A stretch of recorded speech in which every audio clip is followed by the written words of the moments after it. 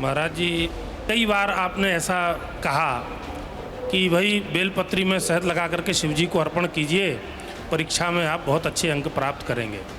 मान लीजिए जो भाव से उस चीज़ को समझते हैं, भक्ति को भी समझते हैं और कर्म को भी समझते हैं, अब कोई उसी को कर्म मान ले और अकर्मण्य होकर बैठ जाए कि अब हम पढ़ेंगे नहीं, हम तो शिव जी को सिर्फ बेलपत्री चढ़ा दिए, अब हम पास हो जाएंगे, तो क्या ऐसा हो पाना संभव है? हमारी व्यासपीठ कहती है कि आप मेहनत को 4 गुना करो, परिश्रम 4 गुना करो और फिर बीच वाली पत्ती पर शहद लगाकर शिव को चढ़ाकर जाइए। क्यों? तुम्हारा ध्यान केंद्रित रहेगा, विश्वास केंद्रित रहेगा कि मैंने पढ़ाई भी करी है और शिव मेरे साथ में कथा के इस परीक्षा के हाल में है, तो उत्तीर्ण जरूर हो गए। अब कोई काट कर दिखाए तो बात दूसरा। कि गौ संरक्षण के मामले में सरकारें अलग अलग जगह पर जो हैं वो क्या कर रही हो, क्या आप उससे संतुष्ट हैं? जिस तरीके से गायों को मारा जा रहा है और जिस तरीके से गायों के या गौवंश के ऊपर जिस तरीके से अत्याचार हो रहे हैं, उसको देखकर हमारा भी दिल पसीज जाता है। तो उसके ऊपर आपके विचार क्या हैं? आप सरकार को कुछ कहना चाहेंगे कि गौ संरक्षण को अच्छे तरीके से लागू किया जाए? आपके यहाँ कितनी गायें हैं? मेरे यहाँ एक भी नहीं है। बस तो फिर आप गाय रखना चालू करिए, संरक्षण होना चालू हो जाएगा। सब सरकार करेगी तो अपन क्या करेंगे? सब अपने को तो करना है।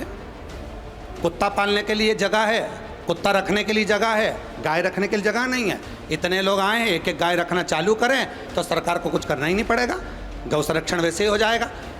क्राइम कभी भी सरकार नहीं रोक सकती, क्राइम कभी सरकार नहीं रोक सकती। रोकेगा कौन?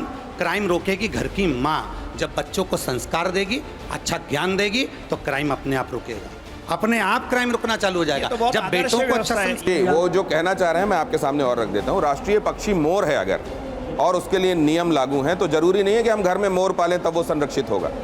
उसी तरीके से गाय के संदर्भ में हर कोई नहीं पाल सकता घर में गाय, तो क्या सरकार जिसके हाथ में विधि विधान नहीं पाल सकता? हर कोई नहीं पालता, हर व्यक्ति कुत्ता नहीं पालता है। भले ना पाले, पर हमारा एक निवेदन है, आप गाय नहीं पाल सकते, आप गाय अपने घर में नहीं रख सकते, तो जहाँ चौराहे पर, रोड पर आप अपनी कार लेकर जा रहे हो, कोई गाय नीचे बैठी हुई है और आप हारन दे रहे हो, साइड से निकल रहे हो, तो गाय को खड़ी कर कर साइड भी तो कर सकते हैं। जब हम गाय के प्रति थोड़ा भी समर्पण नहीं है और हम चाहते हैं कि गाय कटना बंद हो जाए, गाय के लिए आंदोलन चालू हो जाए, तो हमें पहले स्वयं आंदोलन करना पड़ेगा, अपने दिल से, अपने हृदय से। और आदरणीय पत्रकार महोदय जी ने बहुत सुंदर बात कही कि सरकार, आपने सरकार का बचाव क्यों कर रहे हैं कि सरकार का काम है गौ संरक्षण करना। अभी सुप्रीम कोर्ट ने कहा कि कुत्ते काटने जा रहे हैं तो उस पर सरकार को निश्चित रूप से नियम बनाना चाहिए। घर घर के बाहर, शहरों के बीच में कुत्ते आके काट रहे हैं लोगों को, पुलिस में वो जा, तो मूल बात यह है कि सरकार को जो अपना कर्तव्य करना चाहिए, क्या उसमें कम कर रहे हैं क्या? क्योंकि आप गौ संरक्षण की बात कर रहे हैं, तो इसलिए मेरा प्रश्न था। बहुत सुंदर बात कही है आपने, और वो होना चाहिए। सरकार को आगे देकर कुछ उद्देश्य ऐसे बनाना चाहिए, जैसे अभी हमारे यहाँ मोहन सरकार ने बहुत अच्छी बात कही है कि जगह जगह पर सुंदर गौशालाओं का निर्माण किया, नंदीशालाओं का निर्माण हुआ। छत्तीसगढ़ सरकार कर रही है, हरियाणा सरकार कर रही है, कर रहे हैं, उत्तर प्रदेश सरकार भी कर रही है। तो आप ये चाहते हैं कि गोवध शून्य होना चाहिए भारत में? होना चाहिए गोवध, और इसके लिए सरकारों को पहले प्रयास करना पड़ेगा। आपने कहा था कि भगदड़ नहीं हुई, मैंने लोगों से, कुछ लोगों से यहाँ बात की तो उन्होंने कहा भगदड़ हुई थी भाई साहब। वो 5 अगस्त 2025 का हवाला दे रहे हैं, वो फरवरी 2023 का, मार्च 2024 का हवाला दे रहे हैं, और वो ये भी बता रहे हैं कि किस तरीके से उस समय भगदड़ वाली स्थिति की वजह से एक बच्चे समेत 3-4 लोग मारे गए थे। ना अगर भगदड़ होती तो उसका प्रमाण सरकार के पास तो होता। सरकार से एक प्रमाण लाकर हमको बताएं कि भगदड़ हुई है।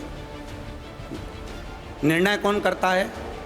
जब मरीज हॉस्पिटल में पहुंचता है, डॉक्टर चेकअप करता है, शरीर देखता है, उसका पोस्टमार्टम होता है, उसमें मालूम पड़ता है कि उस शरीर का गया कैसे, क्या कारण हुआ। भगदड़ होती तो यहाँ तो लाखों जनता है, जब लाखों जनता में भगदड़ होती है तो केवल 2 या 3 लोग नहीं मरते, मरते तो 100-150 मर जाते। भगदड़ उसको कहते हैं जहाँ लाखों की भीड़ में एक साथ लोग कुचा जाएं। यहाँ तो लाखों की संख्या आती है। भगदड़ में यहाँ कुबेरेश्वर धाम पर पहले भी भगदड़ नहीं हुई, अभी भी भगदड़ नहीं हुई।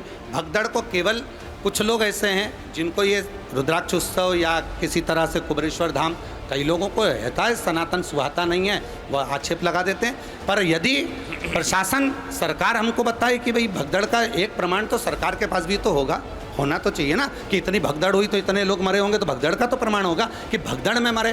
कहना सरल बात है कि भगदड़ हुई, पर उसको प्रूफ भी तो करो कि कैसे हुई, कहाँ हुई, किस बेस पे हुई। जैसे पिछली बार कह दिया कांवड़ यात्रा में कि रुद्राक्ष वितरण चालू था और भगदड़ हो गई, जब हमारे यहाँ का नियम है, सोशल मीडिया पे डला हुआ है कि जब रुद्राक्ष उत्सव होता है तो 2 महीने तक रुद्राक्ष नहीं बटता। जब हमारे यहाँ सोशल मीडिया पे डला है कि कुबेरेश्वर धाम पर कांवड़ आती है तो 2 दिन पहले से 2 दिन बाद तक रुद्राक्ष नहीं बटता, तो कैसे मान लें कि रुद्राक्ष बटा या रुद्राक्ष में भगदड़ होगी? तो हम नहीं मान सकते। इस गुरु तत्व को मैं आप सब की तरफ से प्रणाम करता हूँ। आपके समय के लिए बहुत धन्यवाद। और बहुत अच्छा लगा आज का जो आपके प्रश्न थे, हमारे जो 3 अतिथिगण आए और आपने बहुत सुंदर सुंदर प्रश्न किए, और आपकी पूरी टीम को साधुवाद देता हूँ। बहुत बहुत धन्यवाद। श्री शिवाय, नमस्ते।